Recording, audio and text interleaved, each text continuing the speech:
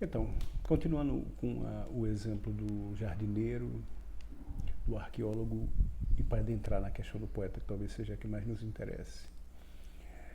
É óbvio que quando eu digo que o vírus, a doença, é o resultado de uma comunicação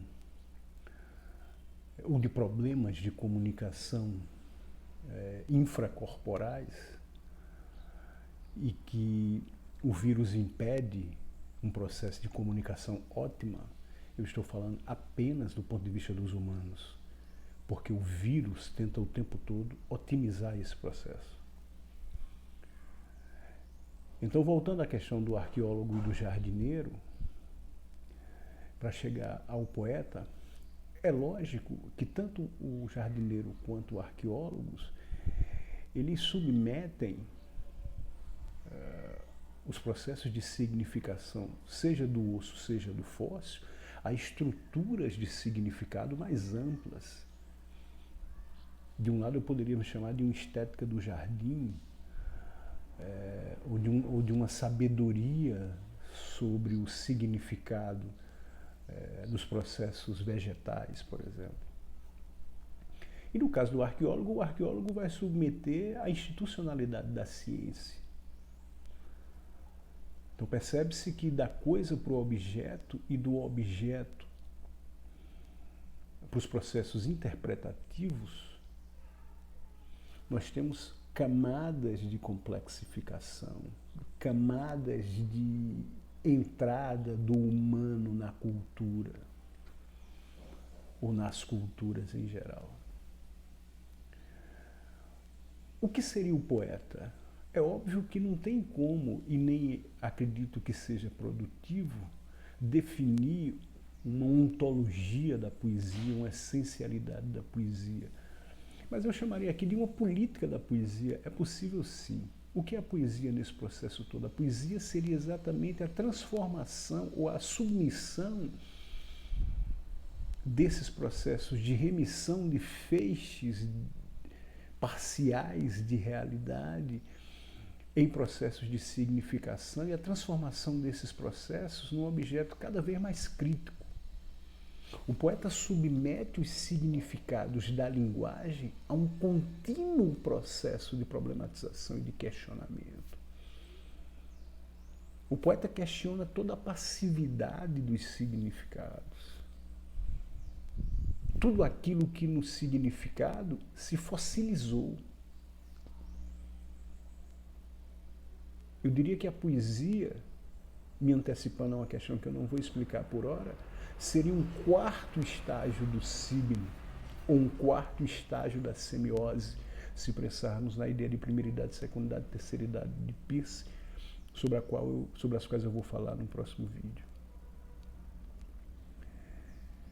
Então, o poeta seria, ou teria como essa função política, desfossilizar os significados.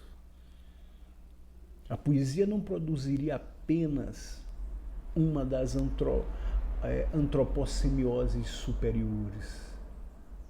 A poesia a submeteria à crítica. O que seria, em última análise, a metáfora, se não acionar o manancial de significados da língua ou das línguas para a produção de novos significados. Por isso que é bacana a frase de Walid Salomão, no poema que ele fez para a música de João Bosco, né? Quando holofotes, quando fantasio é quando sou mais sincero. Ao desfossilizar os significados, a poesia seria, por hipótese, o lugar em que a antropocemiose melhor se aproxima da multiplicidade que são os feixes de significados parciais produzidos pelo real. Eu penso isso muito mais como uma poesia, como uma utopia política da poesia, do que, obviamente, como um fato a que se possa aplicar a toda a poética e a toda a literatura. E quando falo aqui de poeta, não falo só do poeta que faz poesia, mas de quem faz literatura e da literatura de um modo geral. De certo modo, o que eu estou pensando aqui, comparando o jardineiro, o arqueólogo e o poeta, eu estou propondo uma ética da poesia para a contemporaneidade. Enfim, voltando para cá. Então, essa nova concepção do real, ela abre a perspectiva para nós pensarmos as três grandes linhas, ou as três grandes correntes semióticas. A semiologia, a semiótica propriamente dita, e a semiótica das culturas. A semiologia, nós diríamos que é a semiótica das linguagens verbais. A semiologia é uma ciência que foi pressuposta por Saussure no curso de Linguística Geral. Então, ao fundar aquele novo estágio da linguística, Saussure chamou a atenção para a necessidade de se pensar numa ciência mais ampla, da qual a linguística seria parte. A essa ciência mais ampla ele chamou de semiologia. Por que a semiologia, hoje nós podemos dizer que é a semiótica das linguagens verbais? Porque a semiologia, ela aplica o modelo de análise linguística com base em Saussure, embora já o tenha ultrapassado e superado bastante, a todos os fenômenos culturais.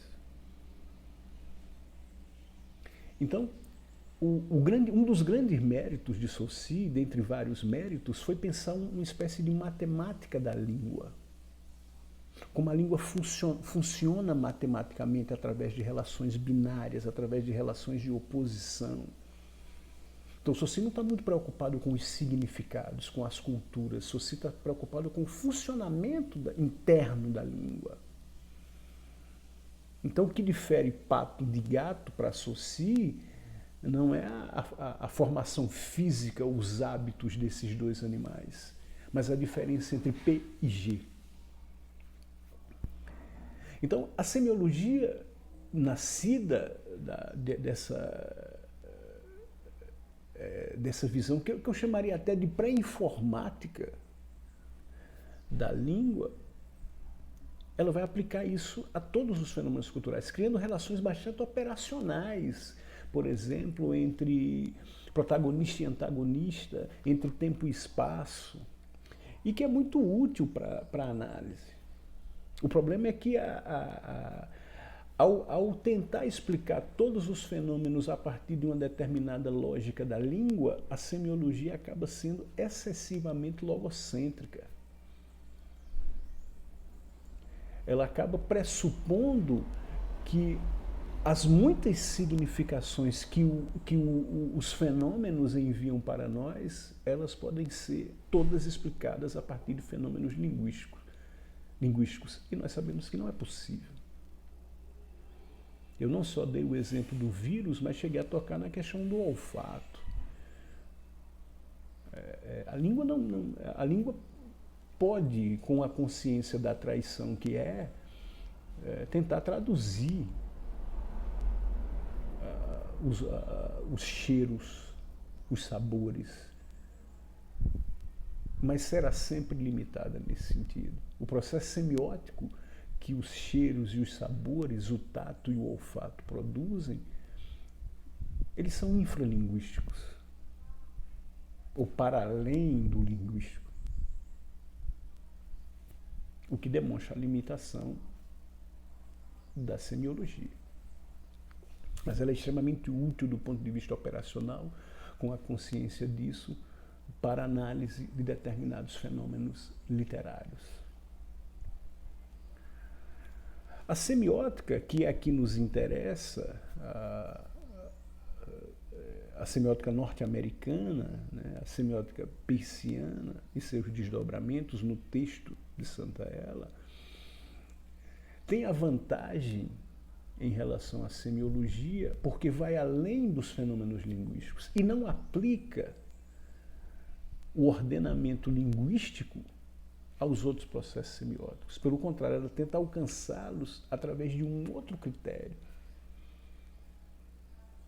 Então, eu diria que se a semiologia é a ciência dos signos verbais, o que faz com que a semiologia seja uma parte da semiótica, a semiótica é a ciência das linguagens verbivoco-visuais, verbais, sonoras e visuais. Em talvez seu texto mais importante, Matrizes da Linguagem e Pensamento, Lúcia Santaella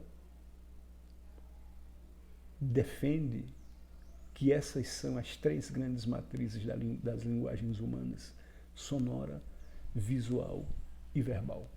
Cada uma correspondendo a uma categoria cenopitagórica de Peirce, sobre as quais eu vou falar depois. O sonoro está para a primeiridade, assim como o visual está para a secundidade e o verbal está para a terceiridade. E, finalmente, a semiótica da cultura, que é a semiótica russa, que hoje eu chamaria de semiosfera. A semiosfera, ela não só se preocupa com os fenômenos antropocemióticos, que são objetos da semiologia, privilegiando estruturas verbais, e da semiótica peirciana, aplicável às linguagens verbivoco-visuais. Então, a semiótica da cultura, ela expande para tentar entender os fenômenos da cultura de maneira geral, como fenômenos da natureza. Então, a semiose humana para a semiosfera é parte das semioses da natureza. Então, são questões que vale a pena explorar com calma. Cada uma delas deveria ser objeto de uma discussão nossa. Tá? Que eu acredito que a professora Rosilda vai desenvolver nas aulas dela.